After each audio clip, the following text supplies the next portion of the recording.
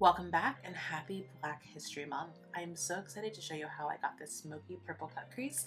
Let's get started. So I'm starting off by just priming my lids. I mixed the P. Louise base with the Danessa Myricks Color Fix Nudes, and then I picked up the Pat McGrath Celestial Nirvana palette. This palette is absolutely stunning and probably one of my favorite Pat McGrath palettes I've ever picked up in my life. Genuinely, the mattes in this palette, they're just next level, and the colors are just gorgeous. I'm starting off by just mapping out the shape that I want. I want it to be a little bit more rounded for that cut crease, and then I will wing it out at the end, but just to start off by laying everything down. And then I take a smaller fluffy brush. It's not super fluffy, it's defined, but has enough fluffiness to get the blend, and I'm just blending that, keeping the shadow a little bit lower on the crease so that I'm not, smoking it out too much. Then I'm taking the next lightest purple shade in the palette, and with a slightly more fluffy brush, a slightly bigger brush, I am just starting to blend out that deeper purple shade with that pinky purple shade. As you can see, I'm still keeping this pretty close to the first shade that I laid down, but I am letting this one kind of blow out a bit more so that I can build it up and just really start to smoke everything out. A lot of this look involves going back and just redoing what I've already done. So it's a lot of back and forth, it's a lot of redefining colors and building things up and just making sure that everything is blended out. Something that I really love about this palette is how beautifully these purples work together and blend. Purples are notoriously a hard color to make in eyeshadow. They can be hard to blend, hard to perfect, and these purples were really, really great. But because they are purples, just like with any eyeshadow, you want to take your time, want to make sure that you're blending and like making sure that everything is as seamless as possible. But especially with shades like these, you want to really take your time and make sure that everything looks as flawless and seamless and blended without anything looking super muddy. That's literally the process of this right now. It's just taking my time, slowly going in sections and just building up the colors that I want.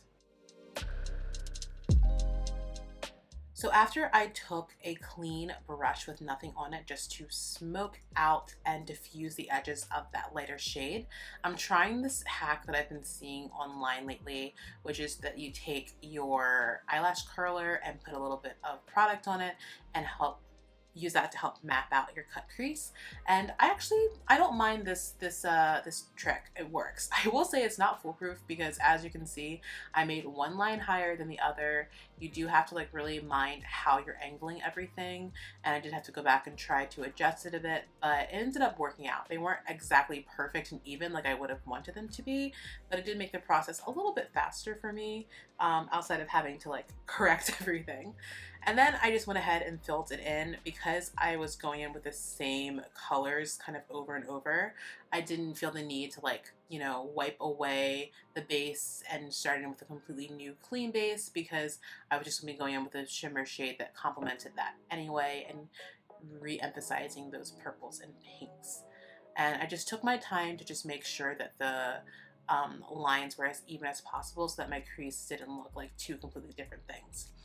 Then with a very sharp definer brush, and when I say sharp, I don't mean like the brush should not be hurting you. I just mean with a very like precision definer brush, I went ahead and just re-emphasized that deeper purple line, just making sure that you could still see that part of the crease. And I was really careful to do it above where I had already cut the crease, really work in steps, and then I took that same blending brush with no additional product and I blended it, this time blending above instead of downward. And I just kind of repeated the same steps that you've been seeing before, where I took that shade, made sure that it was nice diffused and blended, and then I would go in with the purple on top of that, blend it out, and just let that kind of blow up a little bit above that crease area, and make sure that it wasn't going too far up into the brow bone, but also that it was nice and noticeable because I did end up cutting the crease a little bit higher than I wanted, and I also wanted everything to be nice and defined.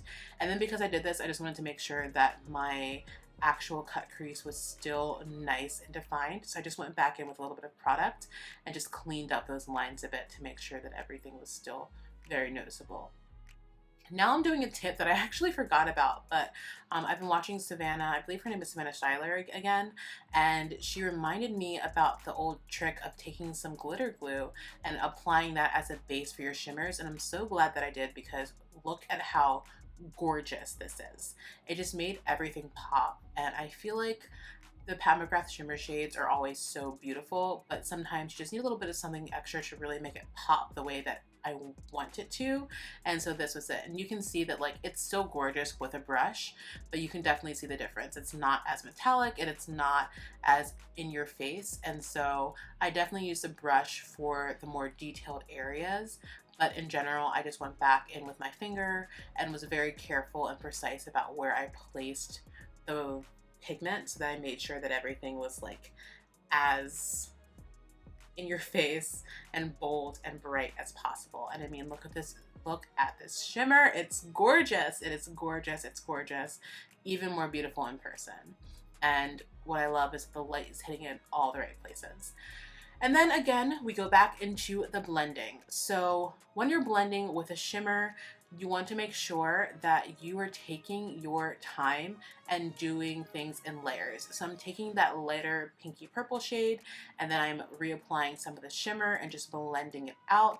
And I'm going back and forth. I'm not even taking a lot of extra product. I'm taking a little bit of product at a time and just adding to it. And then I take the deeper purple shade and make sure that it all kind of just comes together on the outer third of my eye. It takes a minute, it takes its time, but it all ends up working together the best way possible, and it's so beautiful. And then at the end, I do just take a little bit of that deeper purple again on the outer crease area and just blend everything in, make sure it's still all looking very seamless and connected. And I did it off camera, but I did end up smoking out those outer corners just a little bit. Now I'm taking this like lilac colored eyeliner from LA Girl and I am just popping that in my waterline. I feel like that just helped to open up the eyes so much because we have these gorgeous colors going on, but it can close off the eyes sometimes because we have these intense pigments. So I'm just doing this to just kind of open it up, and then I'm going to smoke out the lower lash line. Again, following that same color pattern that we already laid down, the deeper purple, and then I'll take that lighter pinky purple underneath and just smoke it out, keeping it closer to the lash line, but also allowing it to kind of breathe a bit beneath so that you can still see it and it pops. And then for lashes today, I use one of my favorite lashes from Makeup by Timmy Cosmetics and just popped those on, and it just really helped to bring the look together and emphasize everything perfectly.